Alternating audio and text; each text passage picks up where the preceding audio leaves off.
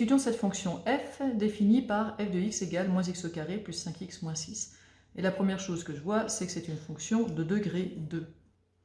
Et ça, c'est important parce que ça me dit que la représentation graphique de cette fonction sera une parabole. Et donc, quand on me demande d'étudier cette fonction, en fait, on me demande d'étudier les éléments caractéristiques de la parabole. Première chose qu'on peut étudier sur une parabole, c'est sa convexité. Donc, est-ce qu'elle est souriante ou est-ce qu'elle est triste? Et ici, c'est le coefficient A qui va nous le dire.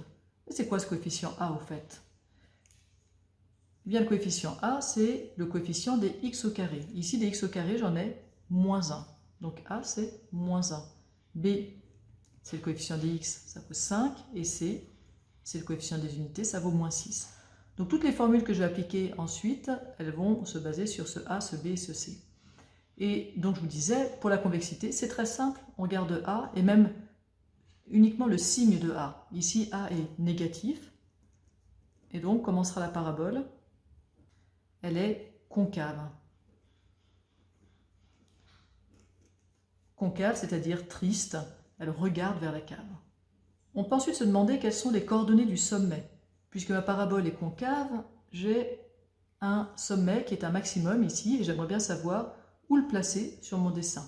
Pour le placer, il me faut donc son abscisse et son ordonnée. Pour l'abscisse, j'ai une formule. C'est xs égale moins b sur 2a. Alors c'est tout simple, hein. Quand j'ai une formule, je remplace, b c'est 5, donc moins b c'est moins 5, 2 fois a c'est moins 1, donc j'ai moins 5 sur moins 2, moins sur moins ça fait plus, 5 sur 2 ça fait 2,5. Donc l'abscisse de mon sommet c'est 2,5. Et pour l'ordonnée du sommet, eh bien, je dois me rappeler que y c'est toujours égal à f de x. Dire que y c'est égal à f de x, c'est en fait, dans un tableau de valeurs, hein, dire que je passe de x à y en transformant x par f, en mettant x dans ma formule f. Et graphiquement, x, y, ce sera un point de ma représentation graphique.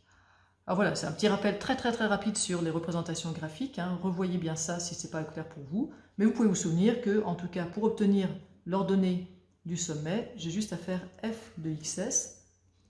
xs, je viens de calculer, c'est 2,5, donc je dois calculer f de 2,5.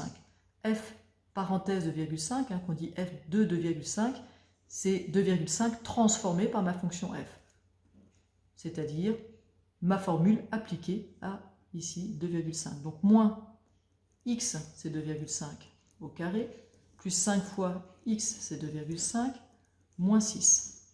Alors ça vaut quoi ça? On va faire un peu de calcul, mais vous pouvez prendre la calculatrice. Attention, 2,5 au carré, c'est prioritaire. Donc je vais d'abord faire le 2,5 au carré, donc moins le résultat de 2,5 au carré, c'est 6,25, plus 5 fois 2,5, ça fait 12,5, moins 6. Et tout ça, ça fait 0,25.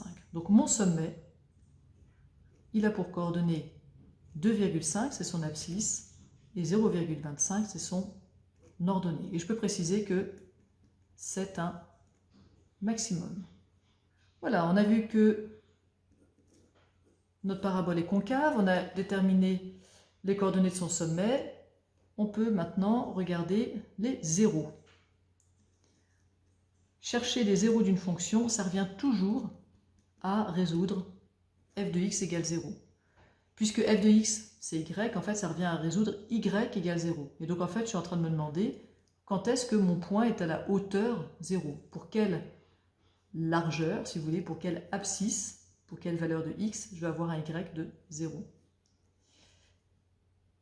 Alors, je résous pour savoir ça. Donc ici, f de x égale 0, c'est-à-dire moins x au carré plus 5x moins 6 est égal à 0. C'est ça que je dois résoudre. Et ça, soit vous voyez la factorisation, soit vous utilisez les formules de Viette. Si vous appliquez les formules de Viette, il faut bien voir avec quel coefficient a, b et c. Ici, ce sont les mêmes que notre fonction, c'est-à-dire a, c'est le nombre de x au carré, c'est moins 1. B, c'est le nombre de x, j'en ai 5. Et c, c'est le coefficient des unités, j'en ai moins 6.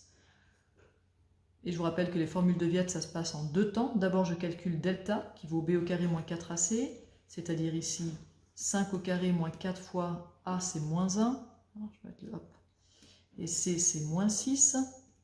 5 au carré, ça fait 25. Moins 4 fois moins 1 fois moins 6. C'est bien fois, hein, ici. Ça va faire moins fois moins fois moins, moins.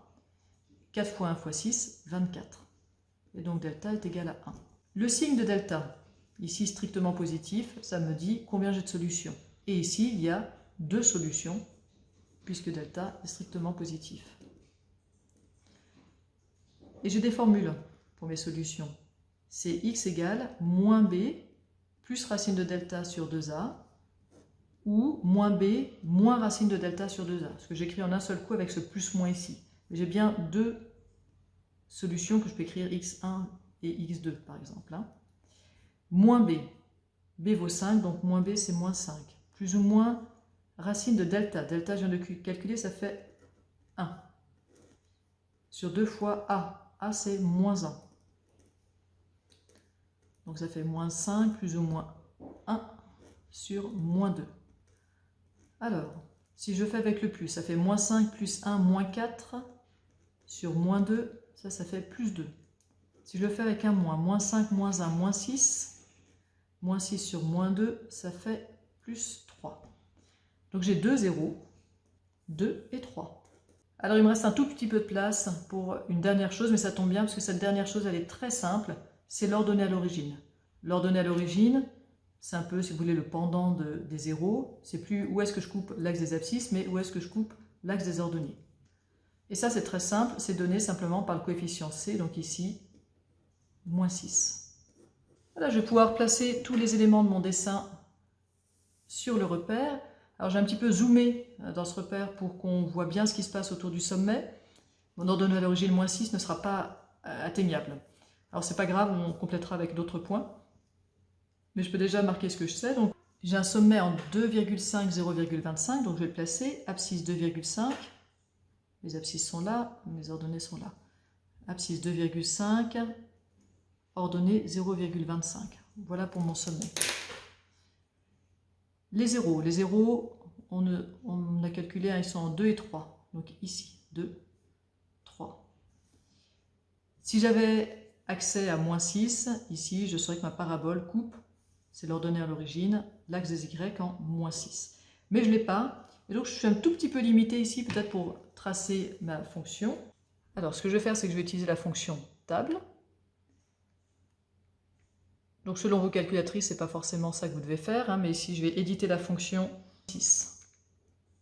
OK. Alors, je peux choisir un départ, un pas, et puis calculer automatiquement, ou bien faire ce calcul x égale, c'est-à-dire que c'est moi qui choisis mes valeurs de x à la main. Et donc, moi, quelle valeur j'aimerais connaître? Eh bien, j'aimerais bien savoir pour x égale 1,5, par exemple, à quelle hauteur je suis. Donc, je vais rentrer 1,5 dans mon tableau de valeurs pour x, et il me calcule automatiquement que mon f de x vaut moins 0,75. f de x, c'est-à-dire y. Hein. 1,5 moins 0,75, je suis là. Puis en 1 peut-être. En 1, y vaut moins 2. Donc x égale 1, y égale moins 2. Je sais que j'ai un axe de symétrie ici.